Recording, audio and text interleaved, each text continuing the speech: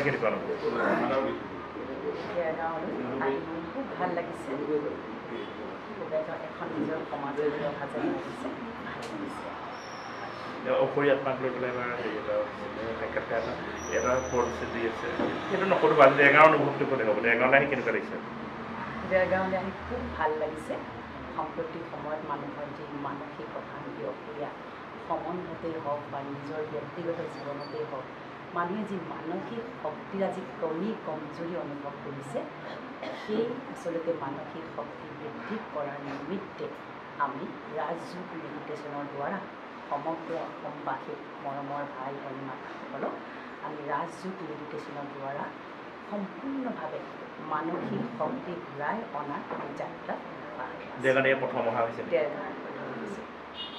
প্ৰজাপতি বৰ্মকৰ্মী সেই সম্পৰ্কে অকণমান কওকচোন কেতিয়াৰ পৰা প্ৰথম আহিছিলে বা আজি কেনেধৰণে কিমান শাখা আছে মাইক্ৰফোনটো ডাঙৰ কওকচোন মাইক্ৰফোনটো অকণমান ডাঙৰ ভইচটো আহক কথাকেইটা কওকচোন অকণমান প্ৰজাপিতা ঈশ্বৰীয় ব্ৰহ্মকুমাৰী বিশ্ববিদ্যালয় 1936 চনত এতিয়া বৰ্তমান পাকিস্তানৰ এতিয়া হায়দৰাবাদত হৈছিলে কিন্তু এতিয়া সেই স্থানটো আমাৰ পাকিস্তানৰ অন্তৰ্ভুক্ত হৈছে মানে ভাৰত বিভাজনৰ পিছত আৰু তেতিয়াৰ পৰা প্ৰায় আজি বিগত 90 বছৰ ধৰি এই সংস্থা চলি আছে। এই সংস্থাৰ মুখ্য লক্ষ্য হৈছে বিশ্ব কল্যাণ আৰু বিশ্ব শান্তি।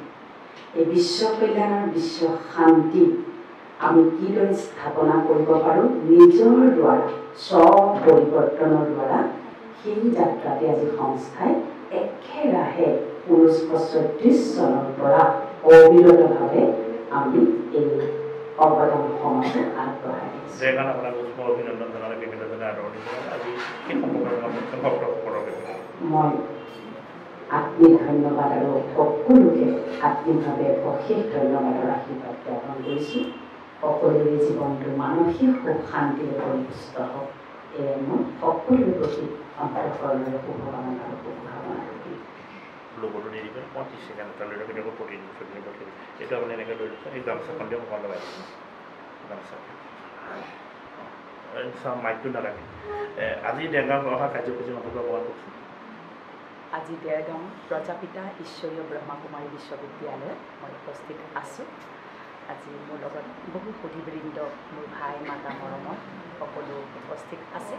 আজি আমাৰ প্ৰধান টপিকটো হৈছে কিদৰে সাংসাৰিক জীৱনত ঘৰ গৃহস্থত থাকিয়েই মানুহৰ মানসিক সুখ শান্তিবিলাক কিদৰে বৃদ্ধি কৰিব পাৰোঁ, কিদৰে আমি সৰু সৰু সমাধানৰ উপায়েৰে ঘৰতে সুখ শান্তি আৰু সম্বন্ধৰ মাজত কিদৰে আমি আত্মীয়তা আমি স্থাপনা কৰিব পাৰোঁ সেই সম্পৰ্কে আজি আমি আলোচনা কৰিম আৰু আমি আজি সেই বিষয়ে আলোচনা ইতিমধ্যে কৰি আছোঁ। ভক্তসকলে আদৰণি জনালে সকলো কেনেকুৱা অনুভৱ সকলোলৈকে মোৰ আন্তৰিক আৰু আত্মিক ধন্যবাদ কৃতজ্ঞতা জ্ঞাপন দেৰগাঁৱলৈ প্ৰথম নেকি আপোনাৰ? মই দেৰগাঁৱলৈ প্ৰথম আৰু ইয়াৰ পিছত কাৰ্যসূচী ইয়াৰ পিছত মোৰ কাইলৈ বোকাখাটত আছে পৰহিলৈ কাজিৰঙা উজনি অসমৰ ভ্ৰমণসূচী মই যোৰহাটৰ পৰা আহি আছোঁ ক্ৰমান্বয়ে যোৰহাটত 5 দিন আছিলে তাৰপিছতে গোলাঘাটত আছিলে পৰহি আৰু যোৱাকালি আজি